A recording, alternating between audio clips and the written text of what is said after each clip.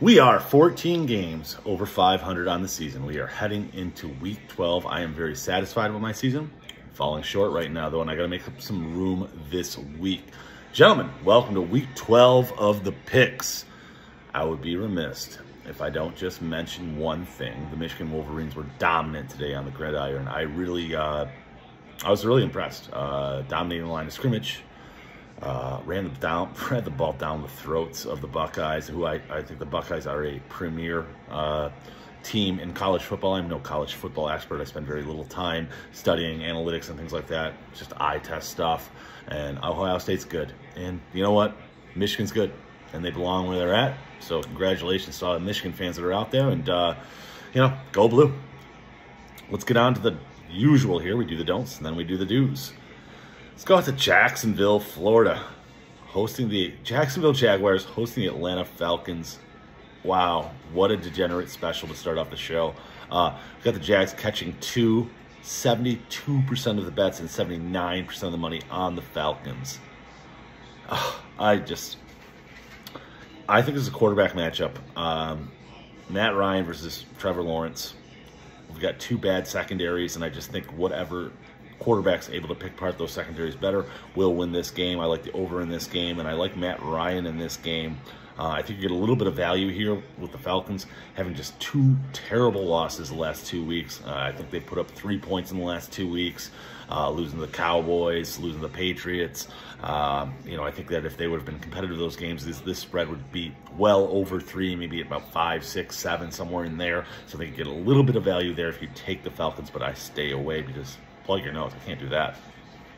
Let's go to New England. We got a good game here. New England Patriots hosting the Tennessee Titans.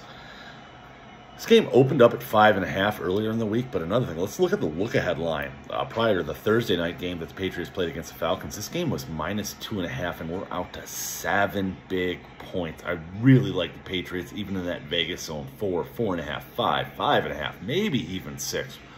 7 big points is just too many points to lay here in an over-under that's only at 44. We've got 42% of the bets and 45% of the money on the Titans, so we've got a pretty even split there, despite New England being a very public team. New England's got extended rest. That's another reason I like them. I think the Derrick Henry injury is really set in with the Tennessee Titans. There's no more, we're going to be fine, next man up shit. No. Derrick Henry's gone. I think that they're paying for it, but I just cannot lay the 7. Lean New England there. Let's move on to Miami. We've got the Miami Dolphins hosting the Carolina Panthers, and I think a lot of people would think this is a degenerate special. It's really not. Actually, these two teams are still well within the playoff race. I mean, Miami's 4-7, but coming off of 3 straight wins. Carolina 5-6, well within the hunt. 75 degrees and sunny there in Miami, Florida tomorrow. Got 2 good pass defenses here. So pretty much I think this is a game in the trenches, and I like Carolina's run game, with Cam and Christian McCaffrey versus, the Dolphins' run game. I think that the pass D is going to be good enough that we're going to have to figure out who's going to have to run the ball. I see Carolina getting a lead here early, and then we're going to have to rely on Tua to pass the ball, and Tua probably okay in situations where he's neutral, but in situations where people know he's going to pass, he is prone to turn the ball over, and I could see the Carolina Panthers certainly covering this 2-point spread. And one more factor here is that I think this line is a little suppressed because of Miami's 3 straight wins. Miami's 3 straight wins, though, 2 of them have come over Houston and the New York Jets.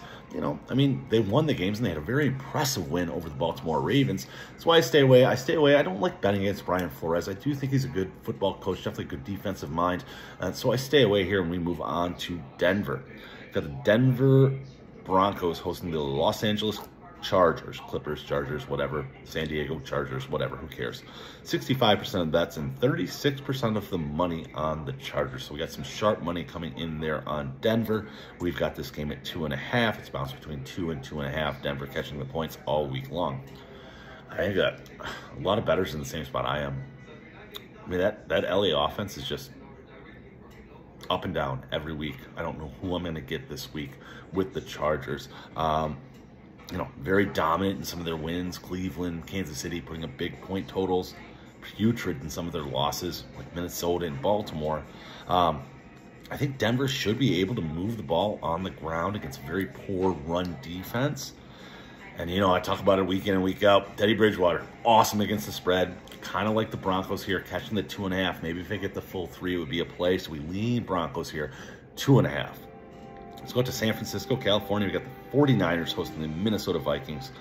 This line opened up at 3. We caught it at 3. It's out at 3.5 because of 63% of the bets and 84% of that big money on the Minnesota Vikings.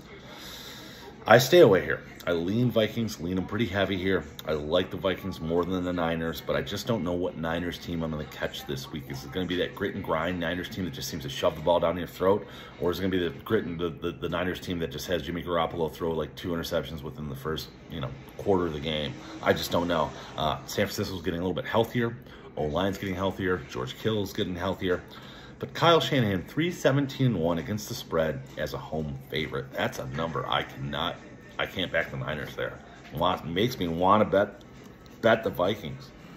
Mike Zimmer, 23-15 against the spread as a road dog. Mike Zimmer has a 26-year-old Instagram model girlfriend. Good on you, Mike Zimmer. I mean, I almost bet it just for that, but we stay away.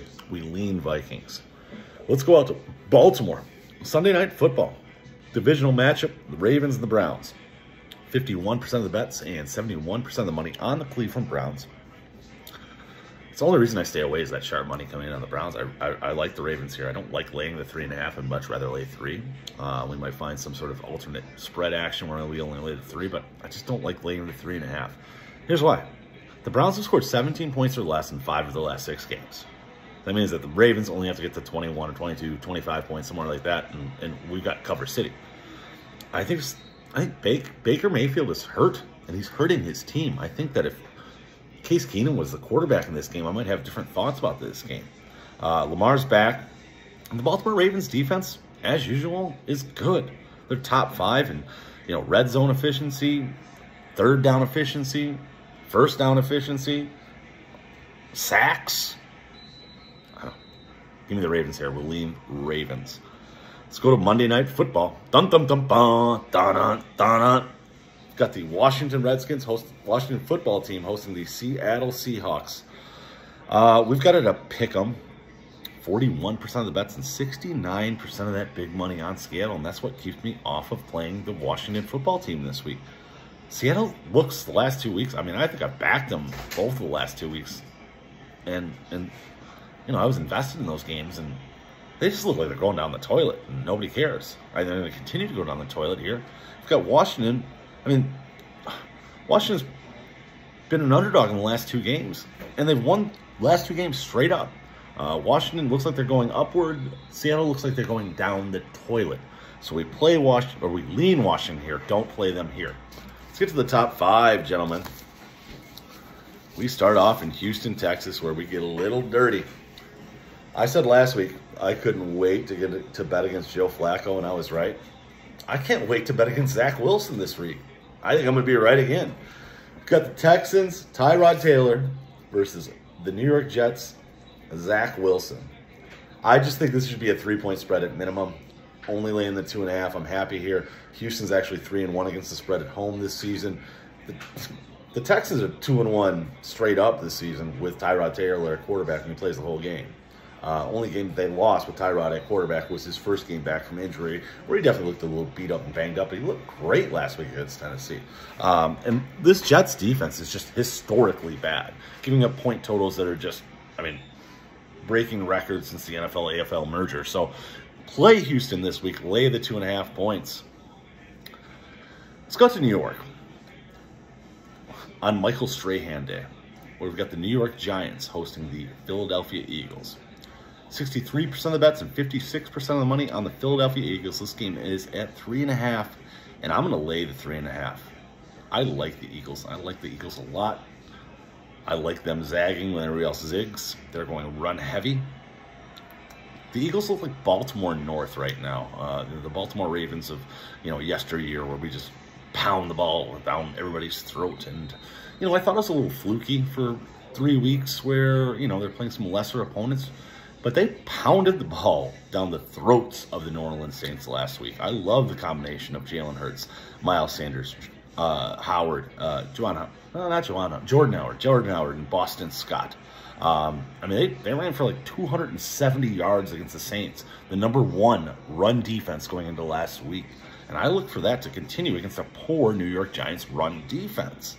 Frankly, I like some futures here for the Eagles. The Eagles' upcoming schedule are the Giants this week, the Jets the week after that, Washington, the Giants again at home, and Washington at home. And then they face the Dallas Cowboys in week 18. So I look for the Eagles to maybe go on a run here, maybe actually have a shot at the division with the Cowboys dropping a silly game against the Raiders at home last week. You know, I mean, Mike McCarthy, the Cowboys, I mean, they've got a game in New Orleans. They've got a game against Cardinals. There's definitely a couple games they can drop there, and we can be 10-6 going into week 18. And if you want to just sprinkle a little bit, Eagles division winner, just sprinkle a touch. You're gonna get great odds. You'll love it. You'll love it. Sprinkle $50. You know, I don't know what the comeback is. I haven't looked it up yet, but I am very heavily invested in the Eagles, and I look forward to their success. Let's go out to Indianapolis. We have the Indianapolis Colts hosting the Tampa Bay Buccaneers. Line opened up with Tampa laying 2.5. It's out to a solid 3 now, and I don't mind that because I happily lay the 3 points here and take the Tampa Bay Buccaneers. Indy likes to run the ball. Tampa has a good run defense.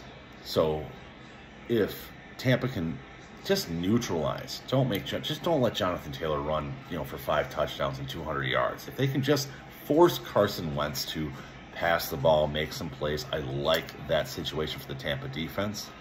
And, you know, Todd Bowles is an old school defensive coordinator.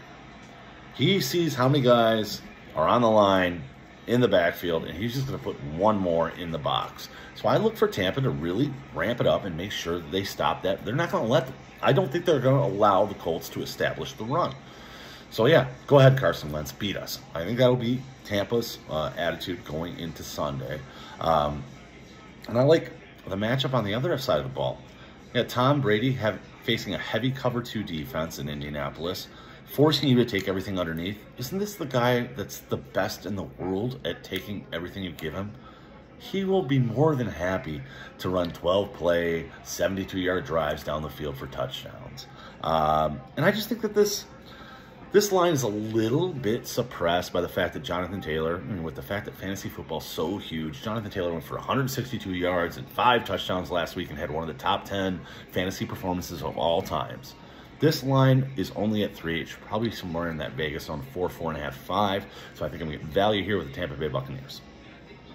Let's go out to Cincinnati. We have the Cincinnati Bengals hosting the Pittsburgh Steelers. 62% of the bets and 72% of money on the Pittsburgh Steelers, and I'm right with them. Laying 4, I'm catching 4. I just think this line is too high. This is a 3-point spread all day, every day. This is just Mike Tomlin as a dog. We love it. Mike Tomlin in a rah-rah spot. Tomlin as a dog after a loss, 14-6 against the spread, 20-9 against the spread against the Cincinnati Bengals. TJ Watt is back. I just think it's a revenge spot for Pittsburgh, too. Pittsburgh lost 24-10 at home against the Bengals earlier this season. And the Bengals, I think it was a receiver, Tyler Boyd. Tyler Boyd said that he saw the Steelers give up on the field at home at Heinz Field. I mean, that was playing on loop in the locker room this week in preparation for the Bengals, I guarantee you. So, rah-rah spot for Tomlin. Let's go Pittsburgh. Now, Pittsburgh? How about Pittsburgh? Let's try Pittsburgh. Let's go out to Green Bay, Wisconsin. We have the 8-3 Packers hosting the 7-3 Los Angeles Rams. I'm back in the Rams here, fellas. 34 degrees and sunny. Weather's not going to be a factor. I just think it's a great spot for the Rams. We got the Rams off a bye. Sean McVay has been in his dungeon figuring out something, how to integrate these new players, how to get his team back on track. Green Bay going into a bye week, definitely be very cautious with their injury designations. Anybody who's questionable, maybe should or shouldn't play, they will not play. Green Bay historically cautious with injuries. I think we're going to get a healthy Stafford this week. His back was bothering him, ankle, shoulder, lots of things bothering him. Much healthier Stafford this week. Stafford actually has pretty good numbers as a quarterback against Green Bay, against the spread. And that Rams defense is actually pretty good against defending the pass. You have to attack them via the run. And the Packers are without Aaron Jones this week, I believe. He will not play tomorrow. And so you're going to have A.J. Dillon, and, you know, that's how you're going to have to attack the Rams. And I think that the Packers are going to get into a pretty, you know, pass-heavy offensive script where you're going to have that D-line of the Rams, Aaron Donald, just pinning their ears back, getting after the quarterback. And I like the Rams here in this spot. I think it's just, not that I'm saying the Packers are, I don't think that the Rams are better than the Packers, but I think it's a Rams play in a Rams spot. Gentlemen, Week 12 in the books. I'll see you next week.